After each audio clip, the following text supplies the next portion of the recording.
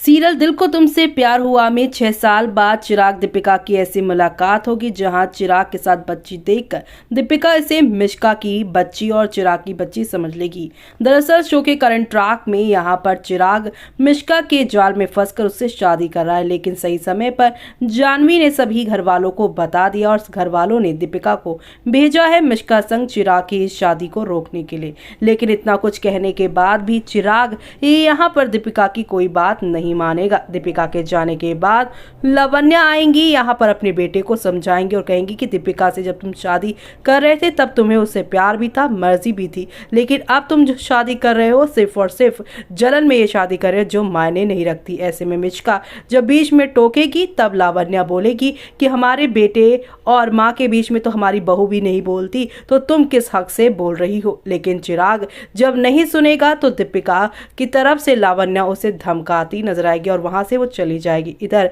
दीपिका मंदिर से लौटने के बाद अपनी बेटी चांदनी को लेकर बलदेव के साथ पहुंच गई है जो है बस अड्डा, और यहाँ जब शिवानी के घर पहुंचेगी लावण्या दीपिका और अपनी पोती को अपने घर ले जाने के लिए, लेकिन उसे आसपास के लोगों से पता चलेगा दीपिका ने जोधपुर छोड़ने का फैसला किया है। बस अड्डे पहुंचने की कोशिश करेगी लावण्या, लेकिन जब उसे पता चलेगा दीपिका यहाँ से चली गई है तो उसे अफसोस होगा कि उसने उसकी दूसरी बेटी को उससे दूर कर दिया है। इधर अपनी माँ और अपनी पत्नी के जाने के बाद चिराग को एहसास होगा वो गलत कर रहा है और वो फाइनली मिश्का से शादी कल के एपिसोड में नहीं करेगा। लेकिन 6 साल बाद चिराग दीपिका का जब सामना होगा तब दीपिका को ऐसा लगेगा कि ये मिश्का की बेटी है, जबकि वो उसी की बेटी रागनी होगी, जिसका खुलासा 6 साल के लीव के बाद लावण्या करेंगी, जिन्हें इस बात का अफसोस है कि एक माँ से उसकी दूसरी बेटी को छीन लिया। लेकिन जाते जाते आज के एपिसोड में यहाँ पर लावण्या ने कहा है कि ठाकुर जी हमारी मदद करना, हम दीपिका को उसकी दूसरी बेटी दे पाए।